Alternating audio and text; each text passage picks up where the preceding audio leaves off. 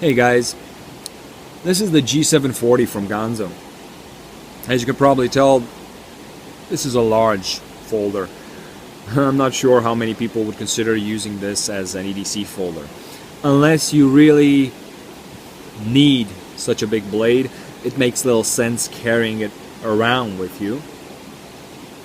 I carried this one around with me for about a week and a half, simply because I wanted to see how it carries, and because I enjoy playing with knives, and I enjoy carrying different knives. For me, Ganzos are working knives, and that is the reason why I test them, how I test them, and that was also the reason why I abused the G720 so much. Most of you probably know that this is my most used and abused Ganzo folder, and it did impress me. After modifying the edge angle, I started splitting wood, chopping wood, and actually trying to break this knife. Not only did it not break, but it impressed me, because the only real damage it took was this forward-backward blade play, which did not render the knife useless. I still use this knife to this day. It is very comfortable, very dependable, all-around dirt knife for me. I did start off comparing the G740 with the G720, but I realized really quick that these are two completely different knives. The G740 is bigger, it is a bit narrower, the blade is thinner, and it has a different grind to it. So it will be the better slicer. And I tested that with the factory edge, which was steeper than on my G720. However, because of the fact that the grind is thinner behind the edge than in the case of the G720, the G740 proved to be the better slicer. When it came to splitting, of course, the grind and the thickness of the G720's blade did all of the work with much less effort than this one. When I started batoning it, I noticed that the lock would fail. The knife would become unlocked, jammed in the log. This is something that occurs in a lot of new Ganzo knives. The first time it happened to me was with the G729, where I batoned it and it kept unlocking even with lighter hits. That was until the lock sort of settled in. Of course, you can also do that without batoning it or using it for a month. You can just take the knife apart, take a metal file, and remove a bit of material from this portion right here of the axis lock, which will get it to sit further, and the knife will not become unlocked while you're batoning. A lot of people did ask me, why baton a folder? It doesn't make any sense. Well, Ganzo folders are very affordable. They cost anywhere between $14 and $23. And if you're to take such a folder with you for EDC, for hiking, or for going into the woods, it really pays in the long run if you tested it before that. So you know what it can do and what it cannot or can do, but with great difficulty. That is why I still like to carry this one. It is heavy. It doesn't bother me while I carry it, but it is heavy. You will feel it in your pocket at some point. But I know how capable it is. In the case of the G740, I like carrying it because of the size of the blade. It is a great slicer, and at no point did I feel like I needed more blade. Sometimes I prefer this style of a blade with a very pointy, sharp tip because it helps you digging around in wood. The fact that it has a narrower handle makes it less comfortable than the G720, but this one is well, just as comfortable as other knives, other folders. If you wear gloves, no matter how big your hands are, I'm sure you will find enough room on this handle for your hands. The blade.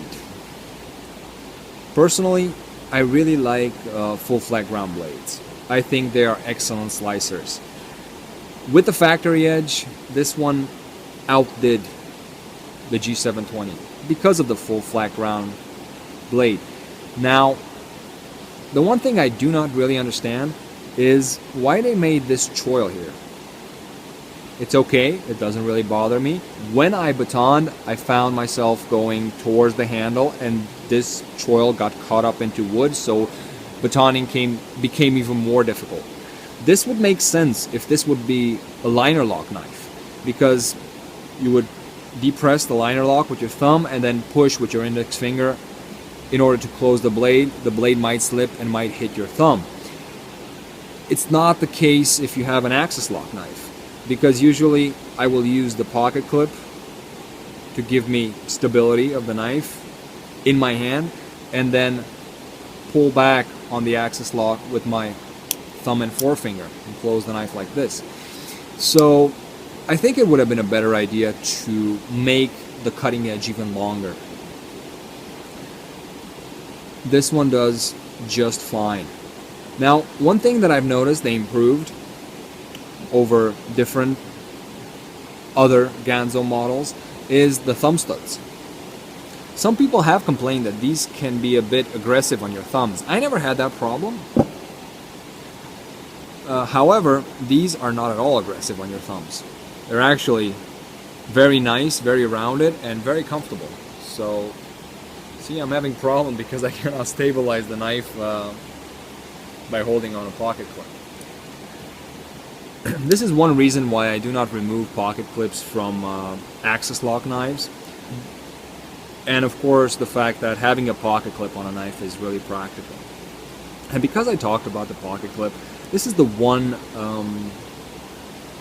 negative I would like to point out about this knife and some other Ganzo knives. While the pocket clip is fully functional, personally I prefer a deep carry pocket clip. But that is not my problem with it, because I do understand the need of some people to have so much knife sticking out. It just makes retrieving the knife out of your pocket that much easier. My problem is the shiny metal pocket clip.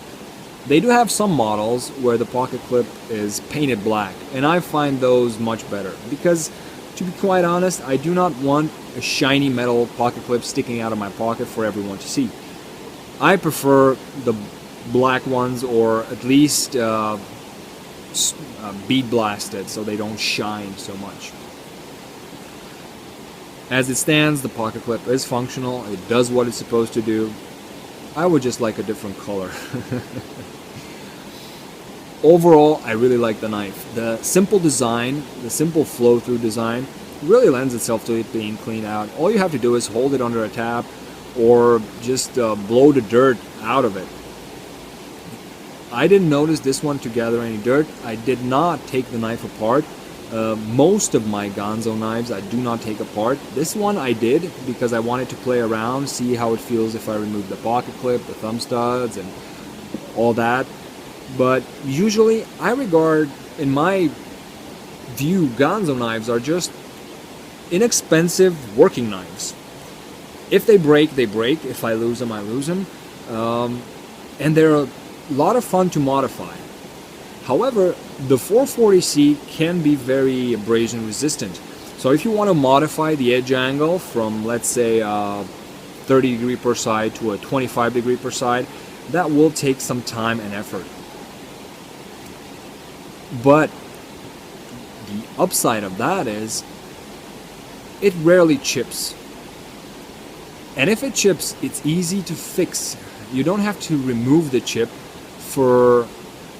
in order to have a very good working blade. And that is because they're so inexpensive, you tend not to care that much and will use them more.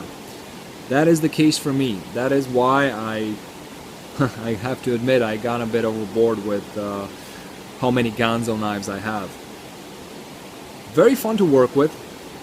A bit large, yes, but not that heavy. Overall, I honestly can say I can only recommend this. If you think it's too big for you, it probably is.